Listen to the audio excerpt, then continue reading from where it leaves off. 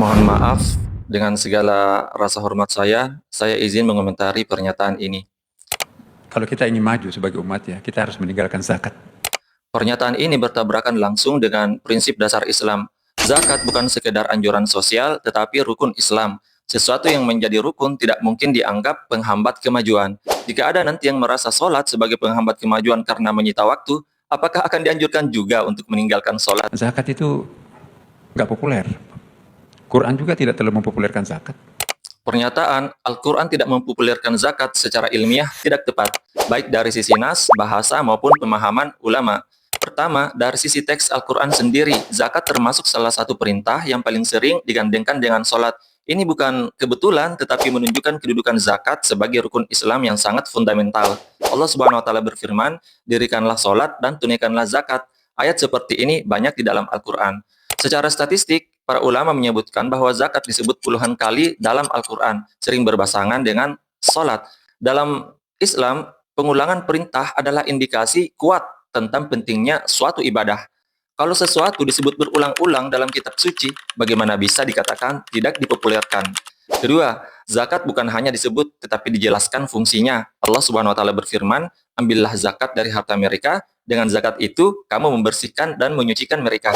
Ketiga, zakat termasuk ciri orang yang beriman. Allah Subhanahu wa Ta'ala berfirman, "Dan orang-orang yang menunaikan zakat."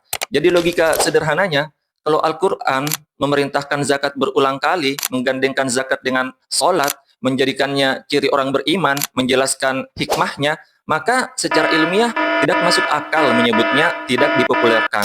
Yang lebih tepat adalah zakat adalah salah satu tema paling konsisten dalam Al-Quran. Pada masa Nabi, zakat itu nggak populer.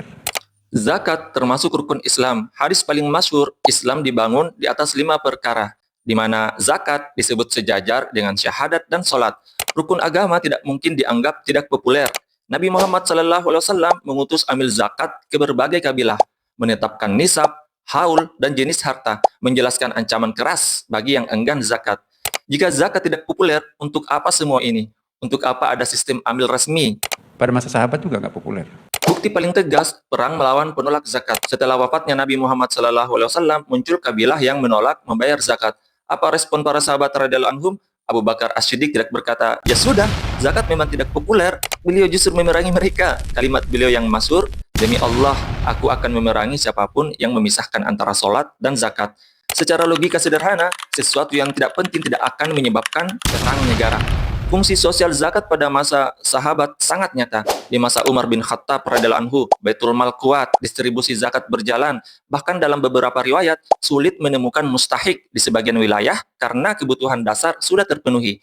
Alangkah miskinnya dan alangkah pelitnya umat Islam itu kalau pengeluaran terhadap agamanya hanya zakat. Cuma 2,5%. Kalimat itu mengandung kekeliruan halus seakan-akan zakat itu kecil atau tidak bermakna.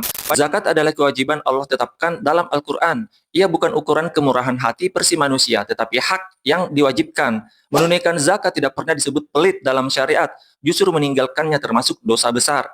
Islam tidak pernah mengajarkan bahwa zakat adalah satu-satunya pengeluaran. Ada infak, sedekah sunnah, memberi nafkah keluarga, membantu kerabat, wakaf, menjamu tamu, dan berbagai pintu kebaikan lainnya. Tetapi semua itu berada dalam ranah keutamaan, bukan kewajiban universal seperti zakat. Islam menempatkan kewajiban dan sunnah secara proporsional.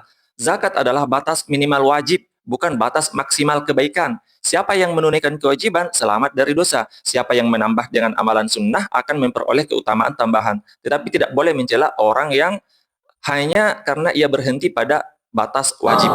Barakallahu fikum.